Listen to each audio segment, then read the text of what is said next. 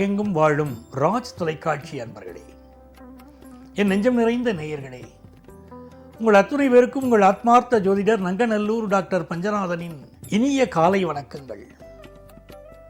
இது நம்முடைய இன்றைய ராசி பலன்கள் நிகழ்ச்சி. இந்த நிகழ்ச்சியில் இன்னைக்கு நம்ம பார்க்க போவது ஆகஸ்ட் மாதம் 10ஆம் தேதி 2025ஆம் ஆண்டு பலன்களை பார்க்க போறோம். தமிழ் வருடத்தில் விசுவாவசு வருடம் ஆடி மாதம் 25ஆம் நாள் ஞாயிற்றுக்கிழமை. இன்னைக்கு சந்திர பகவான் அவிட்டம் நட்சத்திரத்துக்கு மேல மத்தியானம் 3:45 மணி வரைக்கும் பயணம் பண்றார். இன்னைக்கு என்ன விசேஷம்னா காயத்ரி ஜபம். இந்த சூரிய பகவானை வழிபடக்கூடிய நாள். இந்த காயத்ரி மந்திரம் சொல்றதுனால உடம்புல எலக்ட்ரோ மேக்னட்டிக் ஆற்றல் பெருகுவதாக நம்முடைய முன்னோர்கள் சொல்லி இருக்கிறார்கள். ஆகவே இந்த காயத்ரி மந்திரத்தை சொல்ல சொல்ல உடம்புல பவர் பெறுகிறது. நமக்கு எவ்வளவு மந்திரங்கள் தெரிந்தாலும் காயத்ரி மந்திரத்தை சொல்லிட்டு மற்ற மந்திரங்களை சொன்னால் தான் அந்த மந்திரங்கள் பலிக்கும். மேஷராசி என்பர்களே, சிந்தனை வயப்பட்டு செயல்படக்கூடிய நாளுங்க. இந்த சூரிய பகவானை பாருங்க. இன்னைக்கு இந்த 4ஆம் இடத்துல சூரிய பகவான் இருக்கார். ஏற்கனவே இங்க புதன் பகவான் அனுக்கிரகம் பண்ணிட்டு இருக்கார். புதுசா ஒரு அடுக்குமாடி குடியிருப்புல வீடு வாங்கணுங்கிற ஒரு ஆசை இப்ப பெறும். இந்த நாள் பரபரப்பா செயல்படுவீங்க.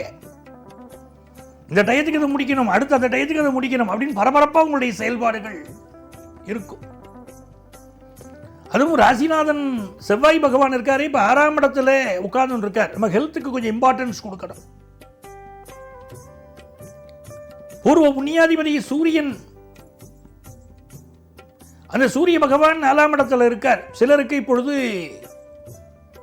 இடமாற்றமும் இப்போ உருவாகும். ஊர் மாற்றம் இன்னைக்கு இருக்கும். வெளியூருக்கு போயிட்டு வருவீங்க. தேக ஆரோக்கியத்துக்கு இன்னைக்கு முக்கியத்துவம் கொடுக்கணும். பிசினஸ் நீங்க எதிர்பார்க்கிற அளவுக்கு வளர்ச்சியை தரும். ரிஷபராசி என்பர்களே, ரிஷபராசிக்காரர்களுக்கு இந்த அவிட்ட நட்சத்திரத்தில் சந்திர பகவான் போறார் பாருங்க, கல்யாண செய்தி கூடி வரும். ரிஷபராசிக்கு சப்தமஸ்தானம் விருச்சிகம், அதன் அதிபதி செவ்வாய். ரிஷபராசி பெண்களுக்கு செவ்வாய் நன்றாக இருந்தால் நல்ல கணவர் அமைவார். சில பேர் கேட்கிறா, எனக்கு வசதியான கணவர் அமைவாரா, ஜாதகத்தில் நாங்கள் எப்படி தெரிஞ்சுக்கிறது அப்படின்னு கேட்கிறார். யாருடைய ஜாதகத்தில் எல்லாம் ஒரு பெண்ணுடைய ஜாதகத்தில் செவ்வாயும் குருவும் சேர்ந்திருக்கிறதோ அப்போ அவர்களுக்கு வசதியான கணவன், பண்பான கணவன், பெத்த தந்தையை போல அன்பு காட்டக்கூடிய கணவன் அமைவார். எங்க அப்பா மாதிரி வீட்டுக்காரர் அமைவாரானா, அன்பா இருப்பாரானா இருப்பார். செவ்வாயும் குருவும் சேர்ந்து இருந்தா ஜாதகத்தில். இன்னைக்கு ரிஷபராசிக்காரர்களுக்கு வருமானம் பெருகும். பொழுதுபோக்கு விஷயங்களில் ஈடுபாடு கூடும். மிதுனராசி என்பர்களே, மிதுனராசிக்காரர்கள் காலை பொழுதுல கம்முன்னு இருக்கணும். மத்தியான பொழுது மகிழ்ச்சியா இருக்கும். செவ்வாய் பகவான் இருக்காரு, 4ஆம் இடத்துல இருக்கார். காலையில நம்முடைய ஹெல்த்ல கூட கொஞ்சம் கான்சென்ட்ரேட் பண்ணணும். மத்தியான பொழுது எதிர்பார்க்கும் காரியங்கள் எல்லாம் அனுகூலமா முடியும். காலையில் அம்மாவுக்கு ஏதாவது ஹெல்த் இஷ்யூ இருந்தால் முதல்ல அதை பார்க்கணும். தாயிற் சிறந்தொரு கோயிலும் இல்லை, தந்தை சொல்மிக்க மந்திரம் இல்லை. அதை புரிஞ்சுக்கணும். இன்னைக்குமே ராசியில குரு பகவான் இருக்கார். பெரியோர்களை நீங்கள் மதித்தால் தெய்வம் உங்களை காப்பாற்றும். பினான்சியல் விஷயங்கள் ஒரு நல்ல முன்னேற்றம் இன்னைக்கு இருக்கும். மகிழ்ச்சியா இருப்பீங்க. கடகராசி என்பர்களே, சந்திர பகவான் இன்னைக்கு உங்க யோகாதிபதி சாரத்தில் போயின்னு இருக்கார்.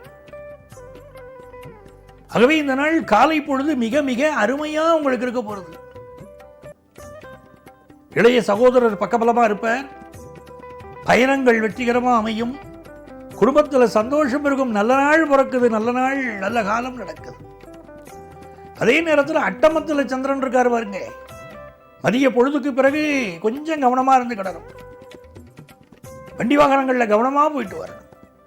பிறரிடம் கோபமா பேசக்கூடாது. இந்த நாள் வியாபார லாபம் தரும்.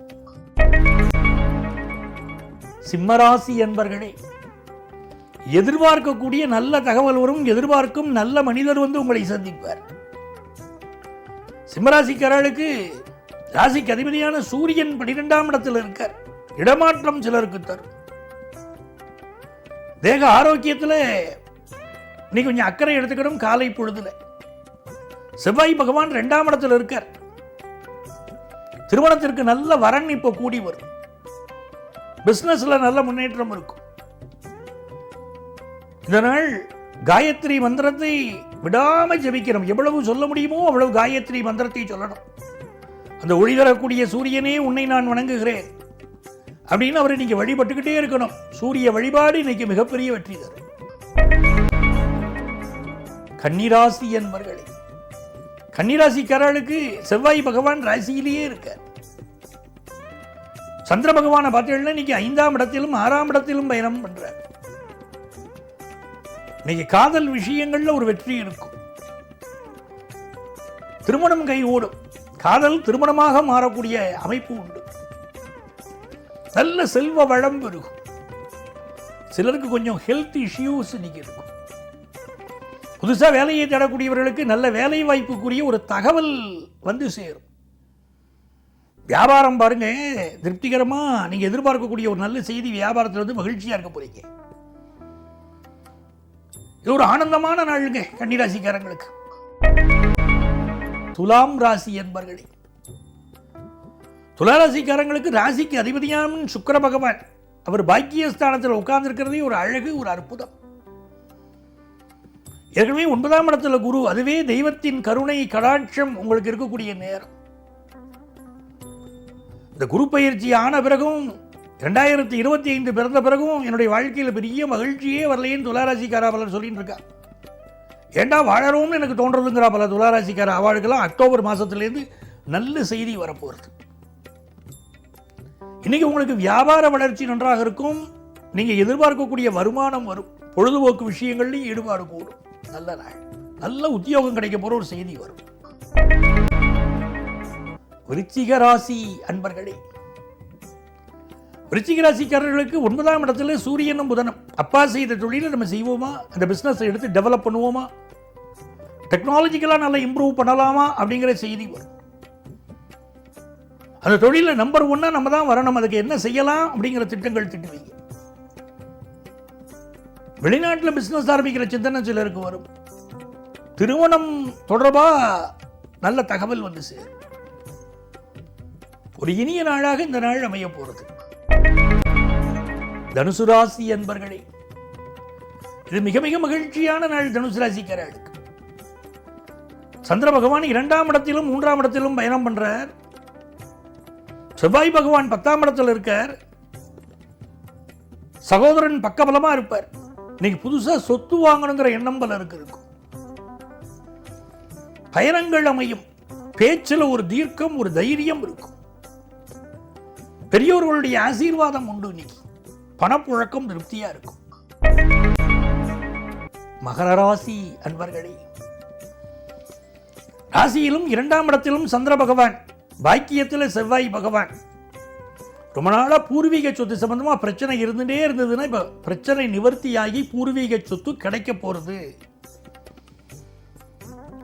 அதே மாதிரி சகோதரர்கள் விஷயத்தில் இருந்த நெருடல் இப்போது விலகும். சில பேர் ஃபாரின்ல இப்போ சொத்து வாங்குவாங்க. அப்படிப்பட்ட அமைப்பு உண்டு. தன வருமானம் பெறுகிறது. மனசுக்கு ரொம்ப சந்தோஷமா இன்னைக்கு இருக்க போறீங்க. ரொம்ப நல்ல நாள் இந்த நாள். கும்பராசி என்பர்களே, கும்பராசிக்காரர்கள் எல்லாத்தையும் திட்டமிட்டு இன்னைக்கு செயல்படுத்தணும். ஒரு பரபரப்பு இருந்துட்டே இருக்கும். அடுத்து என்ன செய்யணும், அடுத்து என்ன செய்யணும், அடுத்து என்ன வேலை,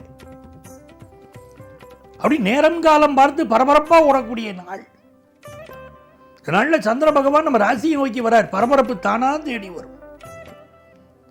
ஆனால் ஹெல்த்தில் கான்சென்ட்ரேட் பண்ணணும். வண்டி வாகனங்களில் கவனமாக போகணும். கணவருடைய உடல்நலம், சகோதரருடைய உடல்நலம், இதில் கவனமாக இருக்கணும். புதிய தொழில் ஆரம்பிக்கக்கூடிய எண்ணம் பலருக்கு இப்போ பெருகும். கடன் வாங்குவதை தயவு செய்து இன்னைக்கு தவிர்த்திடணும். தெய்வ அனுக்கிரகம் உள்ள நல்ல நாள். மீனராசி என்பர்களே, மீனராசிக்காரர்களுக்கு சந்திர பகவான் இன்னைக்கு லாபத்திலும் அயனசும் தொலைதூரத்திலிருந்து நீங்க எதிர்பார்க்கக்கூடிய ஒரு நல்ல செய்தி வரும். நல்ல வேலை வாய்ப்பு கிடைக்க போற செய்தி வரும். உங்க வாழ்க்கையில நீங்கள் முன்னேறக்கூடிய தகவல் இன்னைக்கு வரும். ரொம்ப ஆனந்தமா சந்தோஷமா இருக்க போற நாள். அன்பர்களே, நாளைய பதிவில் மீண்டும் சந்திப்போமா?